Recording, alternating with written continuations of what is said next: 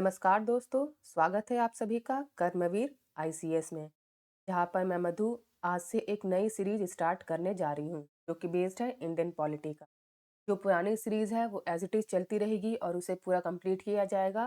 लेकिन आज से हम लोग एक नई सीरीज की को स्टार्ट करने जा रहे हैं और ये एमसीक्यू पैटर्न पे होगा और पूरी पॉलिटी को हम लोग एमसीक्यू वाइज कवर कराएंगे। ये आपके एग्जाम के लिए बहुत ही हेल्पफुल होगा। तो चलते हैं पहले क्वेश्चन की तरफ। Question number first, Which act of British Parliament abolished the East India Company monopoly over trade in India? British संसद के किस अधिनियम ने भारत में व्यापार पर ईस्ट इंडिया कंपनी के एकाधिकार को समाप्त कर दिया? आपके ऑप्शन है A regulating act, B Pitt's India act, C charter act of 1830 या D none of the above. तो पहले क्वेश्चन का आंसर क्या होगा? Option C charter act of 1830 के द्वारा ही भारत में व्यापार पर ईस्ट इंडिया कंपनी के एकाधिकार को समाप्त कर दिया गया था। तो C is the right answer. चलते हैं नेक्स्ट क्वेश्चन की तरफ। Question number 2, by which of the following act legislative council of India received the power to discuss the budget? निम्नलिखित में से किस अधिनियम के द्वारा भारतीय विधान परिषद को बजट पर चर्चा करने की शक्ति प्राप्त हुई? आपके ऑप्शन हैं A Indian council act of 1861, B Indian council act of 1892, C Indian council act of 1909 या D Indian council act of 1990। Question का आंसर क्या होगा? Option B Indian council act of 1892 के द्वारा ही भारतीय विधान परिषद को बजट पर चर्चा करने की शक्ति प्राप्त हुई। चलते हैं नेक्स्ट क्वेश्चन की तरफ। Question number 3, in which of the following acts the provision was made for the establishment of supreme court at Calcutta? निम्नलिखित में से किस अधिनियम में कलकत्ता में सर्वोच्च न्यायालय की स्थापना का प्रावधान किया गया था? आपके ऑप्शन हैं A regulating act 1773, B Pitt's India act 1784, C charter act of 1830 या डी चार्टर एक्ट ऑफ 1833। तो तीसरे क्वेश्चन का आंसर क्या होगा? Option A regulating act of 1770। चलते हैं नेक्स्ट क्वेश्चन की तरफ। Question number 4, with reference to the establishment of supreme court which of the statement is are correct? पहला statement, supreme court at Calcutta was established by the regulating act of 1773। Lemaistre was the first chief justice of this court. Select the correct answer using code given below. सर्वोच्च न्यायालय की स्थापना के संदर्भ में कौन सा कथन सही है? पहला कथन, कलकत्ता में सर्वोच्च न्यायालय की स्थापना 1773 के रेगुलेटिंग एक्ट द्वारा की गई थी।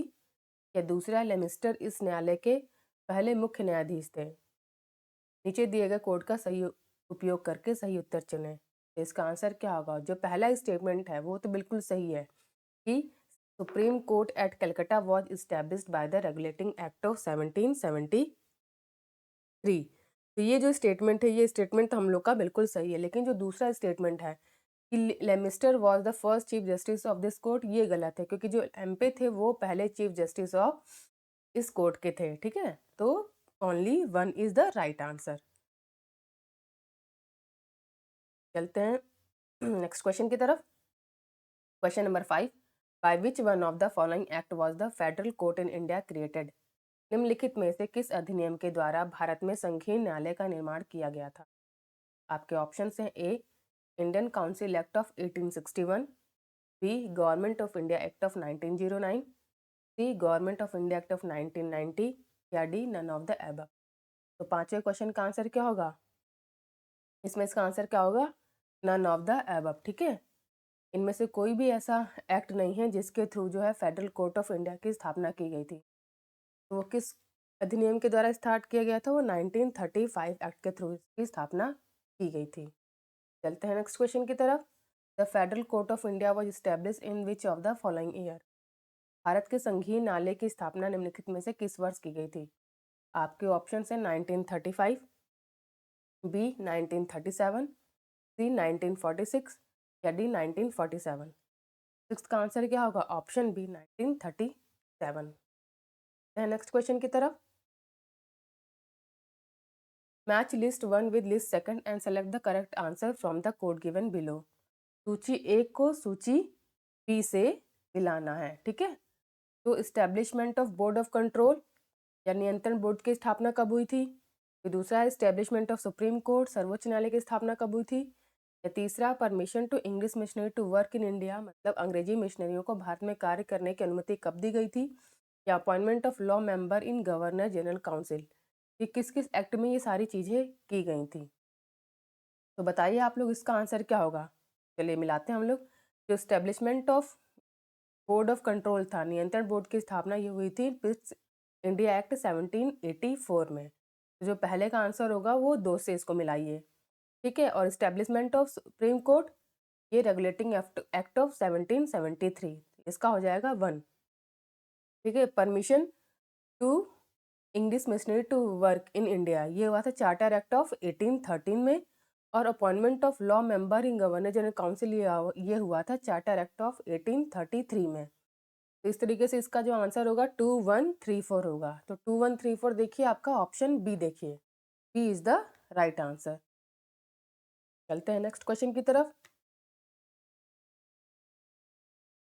इन the context of Indian history, the principle of diarchy refer to, भारतीय इतिहास के संदर्भ में द्वैध शासन का सिद्धांत किससे संबंधित है? आपके ऑप्शन है A, division of the central legislator into 2 houses, केंद्रीय विधानमंडल को 2 सदनों में विभाजन। B, introduction of double government, that is centre and state government, दोहरी सरकार यानी केंद्र और राज्य सरकारों का परिचय। Having 2 set of rulers, one in London and another in Delhi, शासकों के 2 सेट होना, एक लंदन में और एक दूसरी दिल्ली में। या division of the subject delegate to the provinces into 2 categories, प्रांतों को सौंपे गए विषयों का 2 श्रेणियों में विभाजन। तो 8वें क्वेश्चन का आंसर क्या होगा? बताइए आप लोग, 8वें क्वेश्चन का आंसर क्या होगा? Option D, division of the subject delegate to the provinces into 2 categories, प्रांतों को सौंपे गए विषयों का 2 श्रेणियों में विभाजन। तो 8वें का आंसर होगा डी, ठीक है। चलते हैं नेक्स्ट क्वेश्चन की तरफ। Question number 9, under which of the following act diarchy was introduced at central level, निम्नलिखित में से किस अधिनियम के तहत केंद्रीय स्तर पर द्वैध शासन लागू किया गया था? आपके ऑप्शन हैं A, act of 1909, B, government of India act of 1990, या C, government of India act of 1935, या D, Indian independence act of 1947। तो 9वें का आंसर क्या होगा बताइए आप लोग? इसका आंसर होगा option C, government of India act of 1935। चलते हैं नेक्स्ट क्वेश्चन की तरफ। Question number 10, which of the following act set up diarchy system at the central level, निम्नलिखित में से किस अधिनियम ने केंद्रीय स्तर पर द्वैध शासन स्थापित की? आपके ऑप्शन हैं A, government of India act of 1939, 19 government of India act of 1935, government of India act of 1990, Indian council act of 1909, या इंडियन काउंसिल एक्ट ऑफ 1892। तो 10वें क्वेश्चन का आंसर क्या होगा? सही आप लोग, 10वें क्वेश्चन का आंसर होगा option B, government of India act of 1919। Option B is the right answer. चलते हैं नेक्स्ट क्वेश्चन की तरफ। Question number 11, the act of 1909 was associated with, 1909 का अधिनियम किससे संबंधित है? Introduction of separate electorate, B, decentralization, C, diarchy, या डी, लेजिस्लेटिव काउंसिल। तो 11वें का आंसर क्या होगा? Option A, introduction of separate electorate. चलते हैं नेक्स्ट क्वेश्चन की तरफ। Question number 12, which of the following is are the principal feature of the government of India act of 1919? पहला, the introduction of dyarchy is the executive government of the provinces. दूसरा, the introduction of separate communal electorate for Muslim. या तीसरा, devolution of legislative authority by the centre to the province. Select the correct answer using the code given below. निम्नलिखित में से कौन सा भारत सरकार अधिनियम 1919 की प्रमुख विशेषता है? पहला, प्रांतों की कार्यकारी सरकार में द्वैध शासन की शुरुआत। दूसरा, मुसलमानों के लिए पृथक सांप्रदायिक निर्वाचन क्षेत्रों की शुरुआत। या तीसरा, केंद्र द्वारा प्रांतों के विधायी अधिकार का हस्तांतरण। नीचे दिए गए कोड का उपयोग करके सही उत्तर चुनें। इसमें से सही आंसर क्या होगा ये हम लोग को बताना है।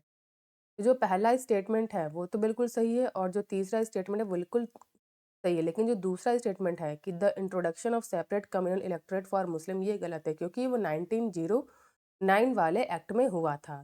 तो आंसर क्या होगा? Option C 1 and 3 only. चलते हैं नेक्स्ट क्वेश्चन की तरफ। Question number 13, consider the following statement. The Montesquieu-Chelmsford reform of 1919 recommended granting voting rights to all the women above the age of 21। दूसरा, the government of India act of 1935 gave women reserved seat in legislature। Which of the statement given above is are correct।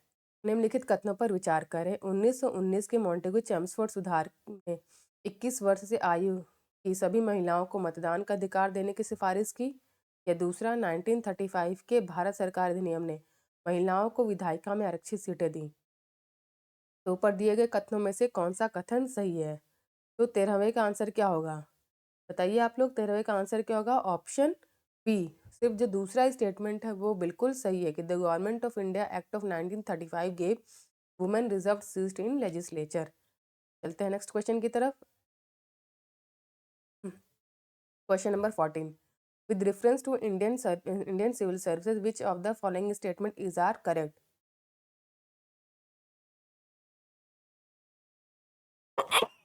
Sorry, थोड़ी तबीयत ठीक नहीं है आज मेरी, तो आप लोग थोड़ा सा इसे पेशेंटली सुनिए। With reference to Indian civil services which of the following statement is are correct. पहला, government of India act of 1990 provided for a separate examination for the Indian civil services which was to be held in India। In the Indian civil services in 1941, the percentage of Indian was more as compared to the European। Select the correct answer using the code given below। भारतीय civil सेवा के संदर्भ में निम्नलिखित में से कौन सा कथन सही है? पहला, भारत सरकार अधिनियम 1919 में भारतीय सिविल सेवा के लिए एक अलग परीक्षा का प्रावधान किया गया था जो भारत में आयोजित की जानी थी। दूसरा, 1941 में भारतीय सिविल सेवा में भारतीयों का प्रतिशत यूरोपीय लोगों की तुलना में अधिक था। नीचे दिए गए कोड का उपयोग करके सही उत्तर चुनें। तो 14वें का आंसर क्या होगा? जो दोनों के दोनों स्टेटमेंट है वो बिल्कुल सही है। तो इसका आंसर क्या होगा? Option C both 1 and 2। चलते हैं नेक्स्ट क्वेश्चन की तरफ। Question number 15, which of the following act introduce the principle of constitutional autocracy. निम्नलिखित में से किस अधिनियम ने संवैधानिक निरंकुशता का सिद्धांत पेश किया? आपके ऑप्शन हैं A, the Indian council act of 1909, B, the government of India act of 1990, C, the government of India act of 1935, या D, the Indian independence act of 1947। 15वें का आंसर क्या होगा? The government of India act of 1935। तो इसका answer होगा option सी। चलते हैं नेक्स्ट क्वेश्चन की तरफ। The Indian legislature was made by cameral for the first time by. भारतीय विधानमंडल को पहली बार द्विसदनी किसके द्वारा बनाया गया था? आपके ऑप्शन हैं A, Indian council act of 1892, option B, Indian council act of 1909, option C, the government of India act of 1990, या फिर option D, the government of India act of 1935। तो 16वें का आंसर क्या होगा? Option C, the government of India act of 1990। Next question, which of the following act introduce a bicameral legislature at the centre. निम्नलिखित में से किस अधिनियम ने केंद्र में द्विशासनीय विधायिका की शुरुआत की? Option A, 1961 act, B, 1917 act, C, 1919 act, D, 1915 act. 17वें का आंसर क्या होगा? Option C, 1919 act. चलते हैं नेक्स्ट क्वेश्चन की तरफ। Question number 18, the power of the president to issue ordinance is a relic of. राष्ट्रपति के अध्यादेश जारी करने की शक्ति किसका अवशेष है? आपके ऑप्शन हैं government of India act of 1990, government of India act of 1935, government of India act of 1909, या D, Indian independence act of 1947। 18वें का आंसर क्या होगा? Option B, government of India act of 1935। चलते हैं नेक्स्ट क्वेश्चन की तरफ। Which act for the first time made it possible for Indians to take some share in the administration of their country. किस अधिनियम ने पहली बार भारतीयों के लिए अपने देश के प्रशासन में कुछ हिस्सा लेना संभव बनाया? आपके ऑप्शन हैं A charter act of 1833, B charter act of 1853, या C government of India act of 1858, या D Indian council act of 1861। 19वें का आंसर क्या होगा? Option A charter act of 1833। चलते हैं नेक्स्ट क्वेश्चन की तरफ। Question number 20, the distribution of power between centre and state as in the constitution of India is based on which of the following plans?